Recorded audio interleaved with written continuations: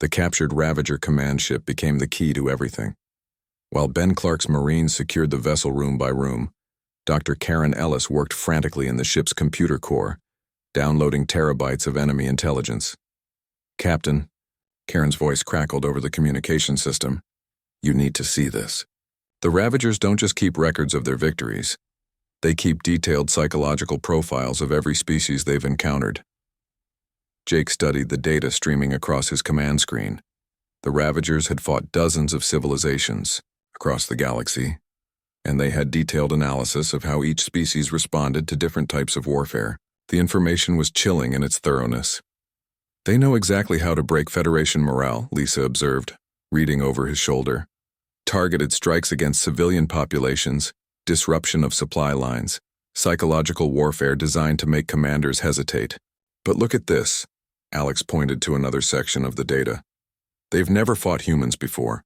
Their entire psychological profile section for our species is blank." Jake felt a cold smile cross his face. The Ravagers had spent centuries learning how to defeat honorable enemies who followed predictable patterns. They had no experience with opponents who fought like humans. "Karen, can you access their fleet communication systems?" "Already working on it. These things use quantum encrypted channels, but their own command codes are breaking the encryption for us." "Perfect. Ben, what's the status of that ship?" "Secured and operational, Captain. My Marines have turned their weapon systems against their own fleet. We've already taken out 2 more Ravager destroyers using their own guns." The main battle was winding down. Federation ships, supported by the unexpected tactics of the UES Defiance, had managed to destroy or disable most of the Ravager fleet. But Jake's attention was focused on the larger threat approaching the system. "Lisa, time until the reinforcement fleets arrive?" 18 minutes, Captain." Jake opened a channel to Admiral Clixta's flagship. The Zephyrian commander's image appeared on his screen, her compound eyes reflecting the chaos of her own damaged bridge. "Captain Morrison," she began, "your tactics have been effective but highly irregular. The Federation Council will need to review your methods after this engagement." "Admiral, with respect, we have bigger problems. 3 more Ravager fleets are about to arrive, and our combined forces can't handle them in conventional battle. Then we will retreat and call for reinforcements." "No." Jake's voice was firm. "We're going to end this threat permanently." Clixta's mandibles clicked in agitation. "Explain." "The Ravagers think they understand warfare because they've conquered so many civilizations, but they've never met an enemy that fights the way we do. We're going to use that against them." Jake outlined his plan to the gathered alien commanders. What he proposed would have been considered war crimes by civilized species. It involved deception, psychological warfare, and tactics that deliberately targeted enemy morale rather than military objectives. General Thane of the Karathi was the first to object. "Captain Morrison, what you suggest violates every principle of honorable combat. We do not fight wars by terrifying our enemies into submission." "Why not?" Jake asked simply. "If terror saves, lives on both sides, isn't that more moral than honor that gets people killed?" Commander Zara of the Veltar pulsed with conflicted energy patterns. "Your methods are effective, but they change the nature of warfare itself. If we adopt human tactics, we become something different than what we were." "Maybe," Jake agreed. "But you'll be alive to worry about it." The debate was cut short by Lisa's urgent announcement. "Enemy fleets are dropping out of hyperspace. 3 full battle groups, just as predicted." The tactical display lit up with new contacts. Over 200 Ravager ships appeared at the edge of the system, their dark hulls moving in the chaotic patterns that had served them so well against civilized opponents. "All Federation ships maintain defensive positions," Admiral Clixta ordered. "Prepare for—" "Belay that," Jake interrupted. "Karen, are you ready?" "Communication systems are online, Captain. We have full access to Ravager command frequencies." Jake took a deep breath. What he was about to do would either save the system or damn his soul, possibly both. "This is Captain Jake Morrison of the UES Defiance, broadcasting on all Ravager frequencies. You've made a mistake coming here." The response was immediate and predictable. Ravager commanders began transmitting threats and boasts about the destruction they would unleash on the system. Their words were translated by Federation computers into a stream of violence and hatred. Jake waited for them to finish, then began his own transmission. "We know who you are," he said calmly. "We've captured your command ship and downloaded your complete records. Every world you've destroyed, every civilian population you've murdered, every war crime you've committed in the past century. We have it all." The Ravager channels went silent. "We also have something else. We have the locations of your homeworlds, your supply bases, and your civilian populations. The same populations you've been so eager to slaughter in other systems." Jake paused, letting that sink in before continuing. "Here's what's going to happen. You're going to turn around and leave this system. You're going to cease all military operations against Federation worlds. And you're going to surrender your war criminals for trial." The silence stretched for nearly a minute before Ravager commanders began broadcasting again. Their messages were filled with rage and promises of vengeance. Jake smiled coldly. "I hoped you'd say that. Ben, execute Phase 2. On the captured Ravager ship, Ben Clark activated systems that his Marines had spent the last hour preparing. The ship's communication array began broadcasting on frequencies that reached far beyond the local system, transmitting detailed intelligence about Ravager military positions to every enemy they had ever made. "What are you doing?" Admiral Clixta demanded. "I'm teaching them what total warfare looks like," Jake replied. "For centuries, the Ravagers have survived by being the most ruthless species in the galaxy. Today, they learn what happens when they meet someone more ruthless than they are." The psychological effect was immediate. Ravager fleet formations began to waver as commanders realized that their enemies now knew the locations of every important target in their space. Homeworlds that had been safe for generations were suddenly vulnerable to attack. But Jake wasn't finished. "Karen, activate the virus." Dr. Ellis had spent the last hour analyzing Ravager computer systems, using medical nanobots to create a digital weapon that would spread through their networks like a plague. It didn't destroy their ships or kill their crews. Instead, it did something worse. It broadcast the location of every Ravager vessel to every Federation ship within range. Suddenly, the Ravager fleets found themselves fighting not just the forces in front of them, but dealing with the knowledge that their entire civilization was now exposed to their enemies. Their tactical advantage and the ability to strike without warning had been completely eliminated. "This is Admiral Clixta to all Federation ships," the Zephyrian commander broadcast. "The humans have given us a significant tactical advantage. All vessels will advance and engage the enemy." The Federation fleet moved forward with new confidence. They were still outnumbered, but now they were fighting an enemy that was distracted, demoralized, and cut off from their support networks. Jake watched as Ravager ships began to withdraw from the system, not in organized retreat, but in panic as commanders realized they needed to protect their own worlds from the intelligence that had been broadcast across the galaxy.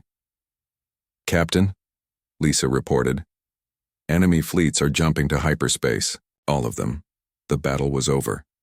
Not because the Federation had superior firepower, but because humans had introduced concepts of warfare that their enemies couldn't counter. They had turned the Ravagers' own ruthlessness against them, creating a threat that no amount of military force could address. In the aftermath, Jake found himself facing a very different conversation with the alien commanders. Admiral Clixta's flagship docked with the Defiance, and the Zephyrian leader requested a private meeting. "Captain Morrison," she began, her compound eyes reflecting the lights of the human bridge. "What you accomplished today was remarkable and terrifying. It was necessary, perhaps, but it changes everything. The Federation has always fought wars with certain limitations, honor codes that restrict our actions even when facing enemies who have no honor themselves." Jake nodded. "And those limitations almost got you killed today." "Yes." Clixta paused, her mandibles clicking thoughtfully.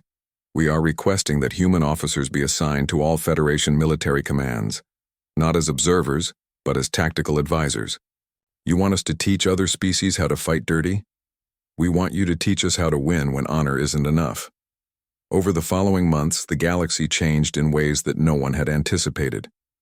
Human military doctrine began spreading through Federation forces, introducing concepts like psychological warfare, strategic deception, and total commitment to victory regardless of the cost.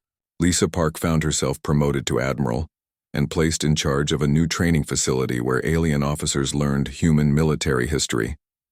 They studied everything from Sun Tzu's art of war to modern counterinsurgency tactics, trying to understand how. Captain Jake Morrison stood on the bridge of the UES Sovereign, staring at the endless stars beyond Earth's solar system. For 200 years, humanity had been trapped here like prisoners in their own home.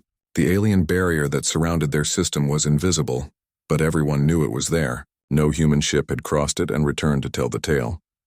"Captain, we're getting strange readings from the outer sensors," said Lieutenant Danny Scott from his communications station. His young face looked worried as he studied the glowing screens in front of him. Morrison walked over to Danny's station, his boots making soft sounds on the metal floor. At 45, Morrison had served in Earth's Space Navy for over 20 years, but he had never seen combat against aliens. No human had, not since the first contact disaster that got them locked away from the rest of the galaxy. "What kind of readings?" Morrison asked, leaning over Danny's shoulder to look at the data. "Energy signatures, sir. Big ones. They're coming from beyond the barrier, but they're different from what we usually detect from the alien monitoring stations." Commander Lisa Hayes walked up to join them. She was Morrison's second-in-command and one of the smartest people he knew. Lisa had spent years studying everything they could learn about alien technology from the few scraps they had recovered over the decades. "Show me," Lisa said, her brown eyes focused on the screen. Danny's fingers moved quickly over his controls, bringing up a visual display of the solar system. Red dots appeared beyond the barrier, pulsing with energy readings that made everyone on the bridge pay attention. "These aren't the usual patrol ships," Lisa said quietly. "This is something much bigger." Morrison felt a chill run down his spine. Earth's military had been preparing for this day for 2 centuries, but he never thought it would actually come. "Get me Admiral Carter on a secure channel," he ordered. Minutes later, the weathered face of Admiral Sam Carter appeared on the main screen. Carter was 60 years old and had commanded Earth's space forces for the past decade. Behind him, Morrison could see the busy command center of Earth's military headquarters. "Morrison, are you seeing what we're seeing out there?" Carter asked without waiting for greetings. "Yes, sir. Unknown contacts beyond the barrier. Much larger than anything we've detected before." Carter's expression was grim. "It gets worse, Captain. Our deep space monitoring stations have been picking up scattered transmissions from across the galaxy. We can't understand most of it, but our computers have been working on translation patterns for years." "What are they saying, Admiral?" "From what we can piece together, someone is attacking the aliens who put us in quarantine. Multiple star systems have gone dark over the past few months. Whatever is out there, it's winning." The bridge fell silent except for the quiet hum of the ship's systems. Dr. Amy Brooks, the Sovereign's chief science officer, spoke up from her station near the back of the bridge. "Admiral, if I may?" Amy said, pushing her blonde hair back from her face. "Our analysis of alien technology has always suggested that the species in the Galactic Council aren't particularly warlike. Their ships are advanced but not heavily armed by our standards." Carter nodded. "That's what worries me, Doctor. If someone is wiping them out, what does that mean for us?" Morrison studied the tactical display showing the energy readings beyond the barrier. "Sir, what are your orders?" "For now, maintain position and keep monitoring." "But Morrison—" Carter paused, and Morrison could see the weight of command in the older man's eyes. "Prepare the Sovereign for the possibility that we might need to leave the solar system." The communication ended, leaving the bridge crew to process what they had just heard. For 200 years, Earth had been isolated from the galaxy. The aliens had made it clear that humans were too dangerous, too unpredictable to be allowed to join the galactic community. Earth's first contact with alien civilization had ended in disaster when human negotiators misunderstood alien customs and accidentally started a fight that killed dozens of beings from both sides. "Captain," Danny called out, his voice tight with excitement and fear. "I'm detecting a new contact. It's small, maybe a scout ship, and it's coming through the barrier." Every person on the bridge turned to look at the main display. A tiny dot of light appeared on their sensors, moving slowly toward Earth's outer planets. "Red alert," Morrison ordered. Alarm sounds echoed through the ship as the crew prepared for the unknown. "Sir, the ship is broadcasting on multiple frequencies," Danny reported. "It's badly damaged. Life support is failing." Lisa moved to the tactical station, her fingers flying over the controls. Captain, the ship's design doesn't match any of the alien vessels we've cataloged over the years. This is something new. Morrison made a decision that would change everything. Danny, open a channel to the alien ship. All frequencies. Channel open, sir. Morrison took a deep breath. No human had spoken directly to an alien in 2 centuries. Unknown vessel, this is Captain Jake Morrison of the United Earthship Sovereign. You are in Earth space. Please identify yourself and state your intentions. Static filled the bridge for long seconds. Then a voice unlike anything Morrison had ever heard came through the speakers. It was harsh and rasping, like rocks grinding together. But the universal translator that Earth scientists had developed was working. Human ship, please. We need help. The galaxy is dying. The Zephyrians, they're killing everyone. We made a mistake keeping you locked away. The alien's words hit the bridge crew like a physical blow. Morrison felt his heart racing as he realized that everything was about to change. What is your species? Why are you here? Morrison asked. I am Counselor Veltar of the Catherian people. I represent what's left of the Galactic Council. We need Earth's help. The Zephyrian Empire has weapons that can destroy entire planets. 3 of our member worlds are already gone. We're not fighters like you humans. We don't know how to stop them. Morrison looked around his bridge at his crew's shocked faces. Earth had been considered too dangerous for galactic society, and now that same society was asking for help. Counselor Veltar, we're sending rescue ships to bring you aboard. We need to talk. As the rescue operation began, Morrison couldn't help but think that humanity's long isolation was about to end. The galaxy that had feared them might soon be very grateful that humans existed.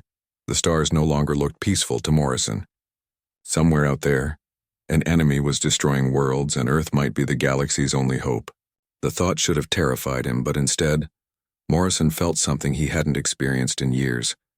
He felt ready. The UES Sovereign emerged from hyperspace at the edge of the Kepler system, where the remnants of the Galactic Council fleet waited. Captain Morrison stood on his bridge watching as alien ships unlike anything humans had seen before appeared on their screens. My God, whispered Dr. Brooks from her science station. Look at the size of some of those vessels. The Council fleet consisted of ships from 6 different species, each with unique designs that reflected their builders' cultures. Some looked like flowing organic shapes, others were perfect geometric forms, and a few resembled giant crystals floating in space. Captain, we're receiving a transmission from the flagship, reported Lieutenant Danny Scott. Put it on screen. The image that appeared showed a creature that looked like a cross between an octopus and a tree. Multiple tentacle-like arms moved constantly as it spoke, and its voice came through as a series of musical tones that the translator converted to words. I am Fleet Admiral Zoxhai of the Mandorian species, the creature said.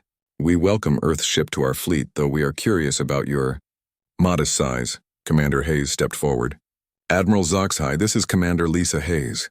The Sovereign may appear small, but I assure you it's quite capable. Morrison could hear the doubt in the alien admiral's translated voice. Of course. We are grateful for any assistance. However, I must inform you that our previous engagements with Zephyrian forces have not gone well. Their ships are simply too powerful. Tell us about their tactics, Morrison said. Tactics? Zoxhai seemed confused by the question. They approach directly, engage with maximum firepower, and continue until one side is destroyed. It's very straightforward. Morrison and Hayes exchanged glances. After 2 centuries of isolation, Earth's military had developed elaborate strategies for fighting superior forces. The concept of straightforward combat was almost alien to human thinking. Admiral, we'd like to examine some of the wreckage from previous battles, Dr. Brooks said. And we'll need detailed information about Zephyrian ship designs and weapon capabilities. Certainly.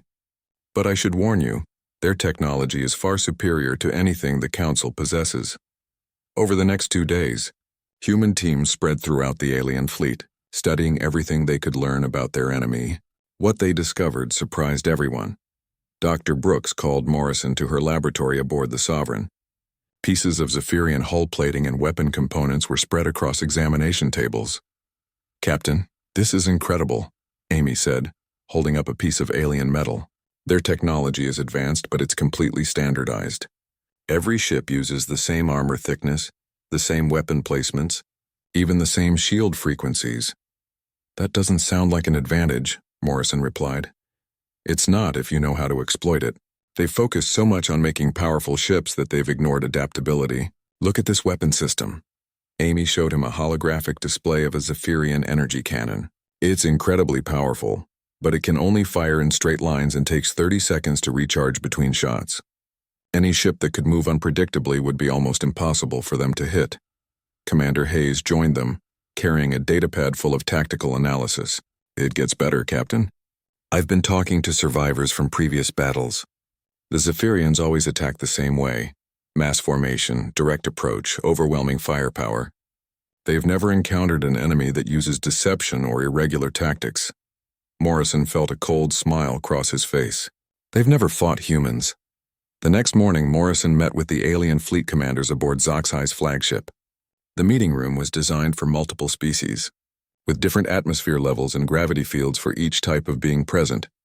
Admirals, Morrison began, we've analyzed your enemy's capabilities and weaknesses. We believe we can defeat them, but you'll need to trust human judgment completely. A reptilian commander from the Catherian species spoke up. Captain Morrison, with respect, the Zephyrians have destroyed everything we've sent against them. What makes you think one human ship can make a difference? Because we're not going to fight them the way you have been, Morrison replied. We're going to use tactics they've never seen before. Morrison activated a holographic display showing the local star system. The Zephyrians are approaching Kepler Station with a fleet of 50 ships. Our intelligence says they'll arrive in 3 days. Yes, Zoxai said. We plan to meet them in formation and hope our combined firepower can— No, Morrison interrupted. We're going to let them reach the station. The alien commanders reacted with shock and confusion. Several began speaking at once in their various languages.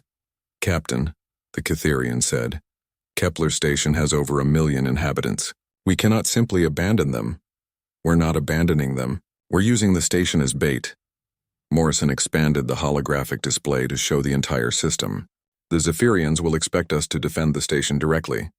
Instead, we're going to hide our fleet behind these gas giant planets. When they begin their attack on the station, we'll hit them from 3 directions at once. But the civilian casualties— Another alien commander protested. Commander Hayes spoke up. We're going to evacuate the station secretly over the next 2 days. The Zephyrians will arrive expecting to find a target full of people, but they'll find an empty trap instead. This is dishonorable, Zoxai said slowly. Deception is not the way civilized beings conduct warfare. Morrison's expression hardened. Admiral, civilized warfare is why you're losing this war. The Zephyrians don't care about honor or proper conduct. They care about winning, Dr. Brooks added her analysis. We've calculated that a conventional battle would result in the loss of at least 60% of your fleet, with no guarantee of victory. Our plan gives us an 80% chance of destroying the entire Zephyrian force with minimal losses. The alien commanders debated among themselves for hours.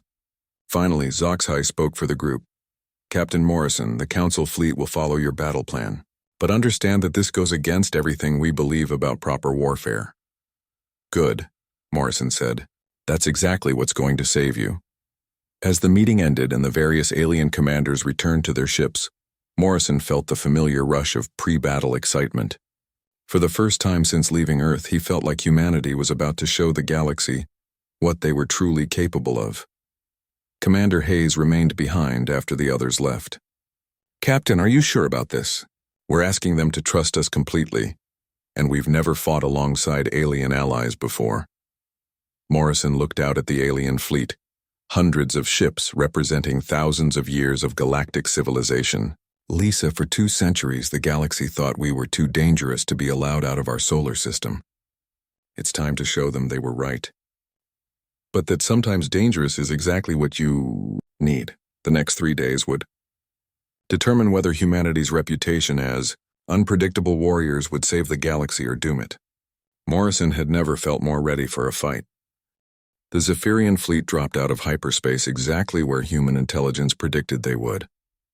50 massive warships, each one larger than anything the Galactic Council had ever built, formed a perfect attack formation as they approached Kepler Station. Captain Morrison watched from the Sovereign's bridge, hidden behind the gas giant Kepler-7, along with half the Allied fleet. The other half was concealed behind Kepler-3, while a small group of scout ships waited in the asteroid field beyond the station. "Captain, the evacuation is complete," reported Commander Hayes. 1.2 million civilians are safely away from the station. "Excellent. Danny, are you picking up Zephyrian communications?" Lieutenant Scott nodded, his fingers flying over his console. "Yes, sir. They're using standard tactical frequencies, no encryption. They're not even trying to hide their plans." Dr. Brooks looked up from her science station. "Captain, I'm reading massive energy buildups from their main weapons. They're preparing to destroy the station just like they did to the other worlds." Morrison activated the fleet communication system. "All ships, this is Captain Morrison aboard the Sovereign. Remember, wait for my signal.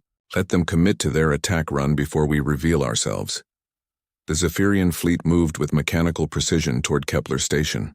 Their ships were dark gray, angular things that looked more like weapons than vessels. Each one bristled with energy cannons and missile launchers. "They're beginning their bombardment," Hayes reported. On the main screen, Morrison watched as beams of pure energy lanced out from the Zephyrian ships toward the apparently defenseless space station. The beams struck the station's shields, which flared and held for exactly as long as Morrison needed them to. "Now," Morrison commanded. The Sovereign leaped out from behind the gas giant, its stealth systems deactivating as every weapon came online. Behind it, 25 Allied ships followed, their various weapon systems charging for battle. At the same moment, Admiral Zoxhai led the second group of ships out from behind Kepler-3, while the small scout force emerged from the asteroid field. The Zephyrian fleet found itself surrounded by enemies attacking from 3 different directions at once. "Target their flagship," Morrison ordered. "All weapons, fire!" The Sovereign's main guns unleashed a barrage that no Zephyrian commander had ever seen before. Instead of the steady, predictable energy beams that galactic warfare usually involved, human weapons fired in rapid, unpredictable patterns. Missile swarms launched from hidden tubes, energy cannons rotated to fire from unexpected angles, and point defense systems created a wall of destruction around the human ship. The Zephyrian flagship, a massive vessel twice the size of the Sovereign, staggered under the assault. Its shields flared and began to fail as human weapons found weak points that previous galactic attackers had never targeted. "Impossible," came a transmission from the Zephyrian commander, his voice translated into harsh, mechanical tones. "No ship that small should have such firepower." Morrison smiled grimly. "Danny, open a channel to the Zephyrian fleet." "Channel open, sir." "Zephyrian ships, this is Captain Jake Morrison of Earth. You wanted to see what humans are capable of. Consider this a demonstration." The battle erupted across the entire system. Zephyrian ships tried to turn their massive weapons toward the human vessel, but Morrison had studied their tactical patterns. The Sovereign danced between their energy beams, moving in ways that the aliens' predictive systems couldn't calculate. "Evasive pattern Delta 7, Morrison commanded. The Sovereign suddenly accelerated directly toward the Zephyrian flagship, then at the last second rolled sideways and dove beneath it, firing at point-blank range into the larger ship's underbelly where its shields were weakest. The alien ship's hull cracked and atmosphere began venting into space. Meanwhile, the Allied fleet followed human tactical instructions with growing confidence. Instead of the formal battle lines they were used to, small groups of ships worked together to surround and overwhelm individual Zephyrian vessels. "Captain," Dr. Brooks called out excitedly. "Their ships are having trouble targeting multiple small groups. Their weapon systems are designed for single-target engagement." Commander Hayes coordinated the Allied attack from her tactical station. "Strike Groups Alpha and Beta, focus fire on the second-largest ship. Charlie Group, keep those 3 destroyers busy while Delta moves into position." The Zephyrians tried to adapt, but centuries of fighting the same way had made them inflexible. Their ships began taking damage as the combined human-alien fleet used tactics that had never been seen in galactic warfare. Massive explosion lit up the system as the Zephyrian flagship's main reactor overloaded. The ship broke apart in a chain reaction that took out 2 nearby vessels. "Sir, we're receiving a transmission from the remaining Zephyrian ships," Danny reported. "Let's hear it." The voice that came through the speakers was different from the previous commander, younger and more uncertain. "Human ship, this is Sub-Commander Kreldos. We request terms for surrender. Morrison looked around his bridge at his crew's surprised faces. In all the intelligence reports about Zephyrian behavior, surrender had never been mentioned as a possibility. Negative, Morrison replied. You came here to destroy a civilian population. You don't get to surrender when you start losing. The battle continued, but the Zephyrians' formation had collapsed. Individual ships tried to escape, but the Allied fleet was ready for that too. Human-designed pursuit tactics ensured that no enemy vessel reached the edge of the system. Within 6 hours, 50 Zephyrian warships had been reduced to debris and rescue pods. Morrison stood on his bridge, looking at the tactical display that showed complete victory. Not a single Allied ship had been destroyed, though several had taken damage. Captain, we're receiving communications from across the galaxy, Danny said, his voice filled with wonder. News of the battle is spreading. Dozens of species are asking if the reports are true. Commander Hayes smiled as she read the messages flowing in.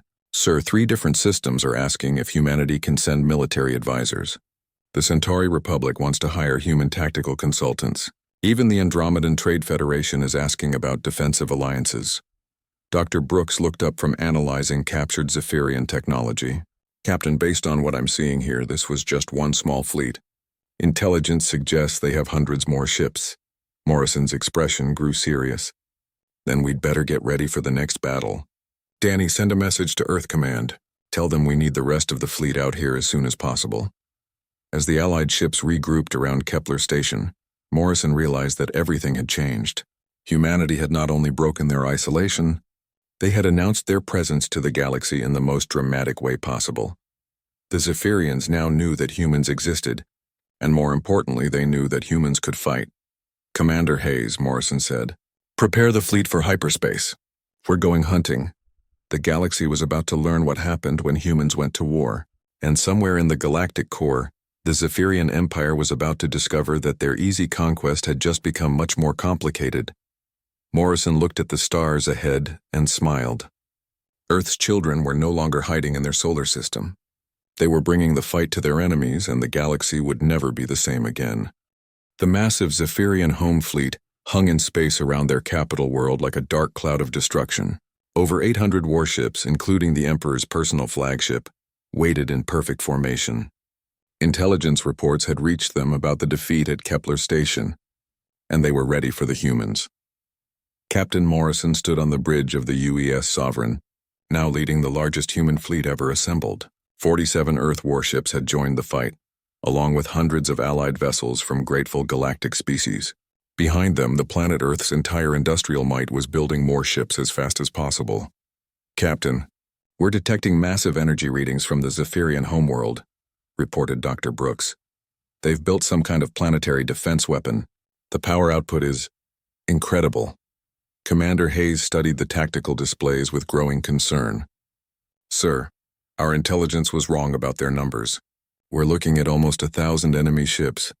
Morrison nodded grimly. 3 months had passed since the victory at Kepler Station. In that time, humanity had won 12 battles across the galaxy, each victory bringing more alien species to their cause. But the Zephyrians had been building up their forces too. Danny, any word from our infiltration teams on the planet? Lieutenant Scott's face was tense as he monitored communications. Major Kate Sullivan reports that the civilian evacuation is complete, sir. But she says the Zephyrians have activated something called a galaxy killer weapon. It's designed to destroy everything in the system, including their own fleet if necessary. The bridge fell silent. Morrison had known this moment would come eventually. The Zephyrians preferred to destroy everything rather than accept defeat. Sir, Commander Hayes said quietly, perhaps we should consider withdrawal. We could regroup, find another way. No. Morrison's voice was firm. If we run now, they'll use that weapon on every inhabited world they can reach. This ends here. Admiral Sam Carter's image appeared on the main screen from his flagship, the UES Liberty. Morrison, are you seeing the readings from that planetary weapon? Yes, Admiral. What's our status? Every human ship is ready for battle. The alien allies are scared, but holding position. Morrison, if we're going to do this, it has to be fast and decisive. One chance. Morrison looked around his bridge at the faces of his crew. Dr. Brooks, who had spent months analyzing enemy technology, Commander Hayes, who had trained dozens of alien tactical officers in human warfare methods. Lieutenant Scott, barely 25 years old but already a veteran of more space battles than most humans in history. All ships, this is Captain Morrison, he announced on the fleet-wide channel. Today we finish what the Zephyrians started. They wanted to show the galaxy what happens when a powerful empire decides to conquer everything in sight. Instead, they're about to learn what happens when they threaten human beings and our friends. The combined human and alien fleet began its final approach toward the Zephyrian homeworld. Morrison had planned this battle for weeks, studying every detail of enemy ship placement and planetary defenses. Execute attack pattern Omega, Morrison commanded. The human ships scattered in all directions, abandoning traditional fleet formations completely. Each group of vessels began attacking different parts of the Zephyrian fleet simultaneously, using the hit-and-run tactics that had proven so effective. The Zephyrians responded exactly as Morrison had predicted. Their massive ships tried to turn to engage the scattered human forces, but found themselves getting in each other's way. Ships designed to fight in perfect formations became confused and ineffective when their enemies refused to cooperate with their battle plans. Brooks, what's the status on that planetary weapon? Morrison called out as the Sovereign dove between two massive enemy battleships. Charging cycle is at 60%, Captain. We have maybe 20 minutes before they can fire. Morrison made a decision that would be remembered throughout galactic history. All ships concentrate fire on the planetary weapon. Ignore everything else. Sir, that will leave us exposed to their entire fleet. Hayes protested. Trust me, Lisa. The combined human and alien fleet turned toward the planet's surface, where the massive weapon installation was visible as a glowing point of energy. Hundreds of ships poured their firepower toward the target, while Zephyrian warships closed in from all sides. The weapon's shields began to fail under the concentrated assault, but the Zephyrians weren't giving up. Their Emperor's flagship, a vessel 10 kilometers long, moved to block the attack. Morrison saw his chance. Danny, open a channel to the Emperor's ship. Channel open, sir. Emperor Zexkar, this is Captain Jake Morrison of Earth. Your empire is finished. Surrender now and your people will be treated fairly. The response came back in the harsh tones of the Zephyrian language, but the universal translator made the Emperor's rage clear. Human animal, you dare challenge the power of the Zephyrian Empire? I will activate the Galaxy Killer and destroy every living thing in this system, including my own fleet, before I surrender to inferior beings. Morrison smiled coldly. I was hoping you'd say that. The Emperor's flagship began moving toward the planetary weapon, intending to protect it with his own ship's massive shields. But Morrison had anticipated this move. All ships execute final pattern, target the flagship's engine section. What happened next became legend throughout the galaxy. The UES Sovereign, leading a formation of human and alien ships, accelerated directly toward the Emperor's massive vessel. At the last possible moment, the smaller ships scattered while the Sovereign continued its suicide run. Captain, what are you doing? Hayes shouted. Morrison's hands flew over his command console, activating systems that had never been used in combat before. Lisa, remember what I taught you about thinking like a human? Sometimes the crazy plan is the only plan that works. The Sovereign struck the Emperor's flagship not with weapons, but with its entire mass, ramming into the larger ship's main reactor section at full speed. But instead of destroying both ships, Morrison had timed the impact to coincide with the Sovereign's experimental jump drive. Activation. The collision created a hyperspace rupture that tore through both ships and continued into the planetary weapon installation below. The chain reaction was visible from orbit as the planet's surface cracked, and the Galaxy Killer weapon exploded with the force of a small star. The shockwave that followed wasn't just physical. Every telepathic species in the galaxy felt it as the collective consciousness of the Zephyrian Empire was shattered in an instant. Billions of beings across hundreds of worlds experienced the exact moment when their Emperor and his elite guard were destroyed by a single human ship. The galaxy screamed. Commander Hayes, now in command of what remained of the Sovereign, watched as the Zephyrian fleet fell apart. Without their Emperor and with their homeworld burning, the remaining ships either surrendered or fled into deep space. The war was over. 6 months later, Commander Hayes, now promoted to captain, stood on the bridge of the new UES Sovereign II. Earth had taken its place not just as a member of galactic civilization, but as its primary defender.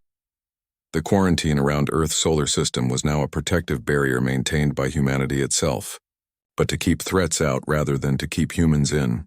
Captain Hayes called Lieutenant Pete Williams from the communications station. We're receiving a request for human military advisors from the Rigel system. Apparently they're having trouble with pirates. Hayes smiled, looking out at the stars that no longer seemed foreign or threatening. Tell them we'll send a training team. And Pete? Yes, Captain? Make sure they understand that human methods might seem unusual, but they work. Throughout the galaxy, the phrase, "the humans have arrived," was no longer a warning of danger. It was a promise of hope. Earth's children had broken their isolation not through diplomacy or trade, but by showing the galaxy what humanity was truly capable of when their friends were threatened. The Zephyrian Empire had learned too late that some species were dangerous not because they were evil, but because they were willing to do whatever it took to protect the innocent. The galaxy would never forget the day Earth's battleship arrived. And neither would humanity, as they took their place as the guardians of galactic civilization. The stars ahead looked peaceful again, but now humans knew they were there to keep them that way.